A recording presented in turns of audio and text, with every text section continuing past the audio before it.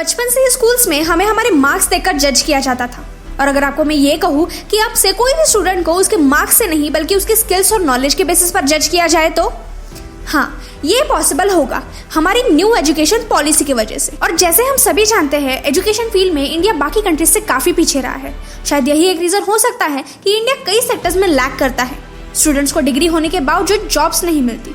जो स्टूडेंट्स ज़्यादा अच्छे से रटना जानते हैं उन्हें स्कॉलर्स कहा जाता है और बाकी बच्चों को फेलियर्स। पर आज से ये नहीं होगा, क्योंकि हमारा एजुकेशन सिस्टम पूरी तरह से बदलने वाली है।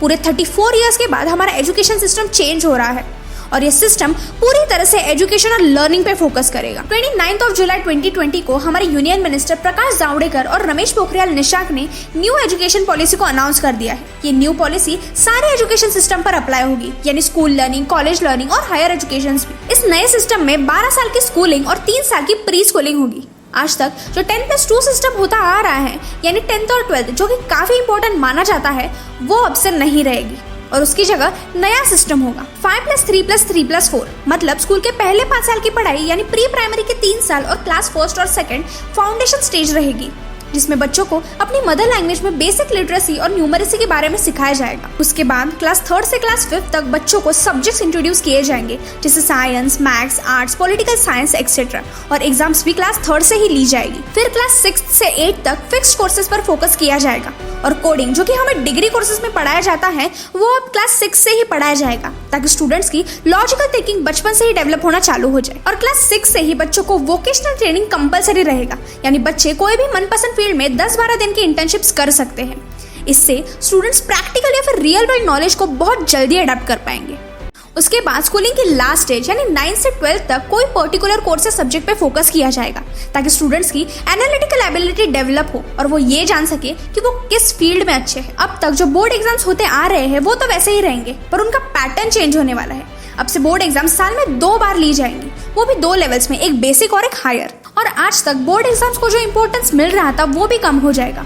बोर्ड एग्जाम्स के रिपोर्ट कार्ड्स भी 360 डिग्री होलिस्टिक होंगे, मतलब सिर्फ पेपर मार्क्स नहीं काउंट किए जाएंगे, पर स्टूडेंट की बिहेवियर, एक्स्ट्रा करिकुलम एक्टिविटीज और उसके मेंटल एबिलिटी को भी देखा जाएगा और फिर मार्क्स दिए जाएंगे। और यही नहीं, ये रिपोर्ट कार्ड 3 लेवल में डिवाइड किया जाएगा, जिसमें पहला स्टूडेंट अपने आप को जज करके मार्क्स देगा, फिर दूसरा उसके फेलो स्टूडेंट्स उसको जज करके मार्क्स देंगे, और फिर तीसरा टीचर उसकी एबिलिटीज जज करके मार्क्स देगी। अब नेक्स्ट जो हमारी हायर एजुकेशन सिस्टम होती है, उसमें भी एनईपी ने काफी बदलाव लाए हैं।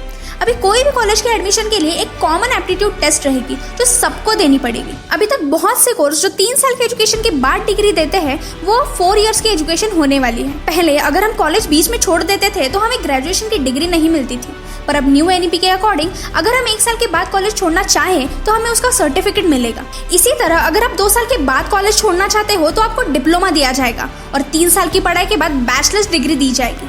वैसे ही 4 साल के एजुकेशन के बाद आपको रिसर्च विद बैचलर्स डिग्री मिलेगी। इस सिस्टम को मल्टी एंट्री और मल्टी एग्जिट कहा गया है, यानी स्टूडेंट्स जब चाहे पढ़ाई करना चाहे तो कर सकते हैं और छोड़ना चाहे तो छोड़ भी सकते हैं। इसके अलावा एक एकेडमिक बैंक ऑफ क्रेडिट्स बनाया जाएगा, जिसमें आप 1 से ज्यादा कोर्स को चॉइस कर सकते हैं और जिस कोर्स को आप जहां तक कंप्लीट करेंगे उसके मार्क्स इन क्रेडिट्स में ऐड हो जाएंगे और ये सिस्टम पूरी तरह से डिजिटल होगा। इतना ही नहीं, यूनिवर्सिटी कोर्सेज के लिए टेक बेस्ड लर्निंग होगी, यानी एप्स, टीवी चैनल्स, इन सब के थ्रू टीचिंग्स प्रोवाइड की जाएगी। फॉरेन कंट्रीज में जाकर एजुकेशन लेना सबका ड्रीम होता है, तो क्यों ना हम वो एजुकेशन इंडिया में लाए। तो हाँ, आपने सही सुना, एनईपी के अकॉर्डिंग दुनिया के बेस्ट यूनिवर्सिटीज के कैंपस इंडिया में सेटअप होने वाले हैं, जो स्टूडेंट्स को क्वालिटी एजुकेशन देंगे और इंडिया में रहकर स्टूडेंट्स फॉरेन एजुकेशन ले पाएंगे।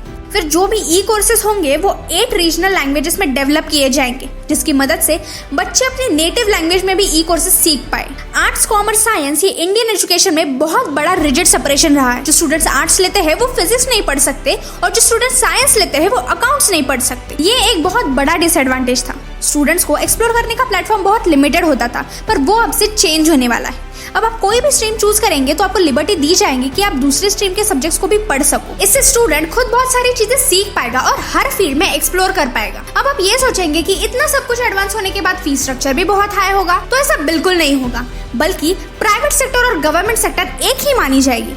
इंडिया में प्राइवेट सेक्टर्स बहुत पैसे डिमांड करते हैं, जिससे ये होता है कि कॉमन पीपल उसे अफोर्ड नहीं कर पाते। पर अब इन प्राइवेट स्कूल्स और कॉलेजेस पर कैप लगाई जाएगी।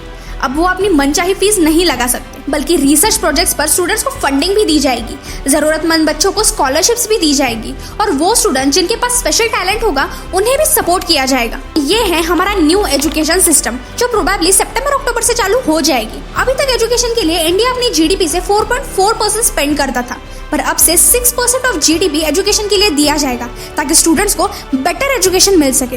न्यू एजुकेशन की वजह से अब स्टूडेंट्स अपनी एबिलिटीज को जान पाएंगे और उस पर ज्यादा फोकस कर पाएंगे।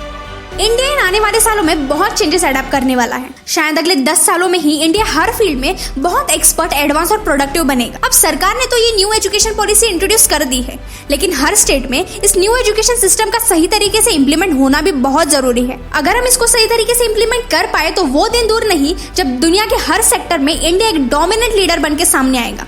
और अगर आपको हमारा वीडियो पसंद आया हो तो वीडियो को लाइक करके फैक्ट स्टार चैनल को सब्सक्राइब कीजिए।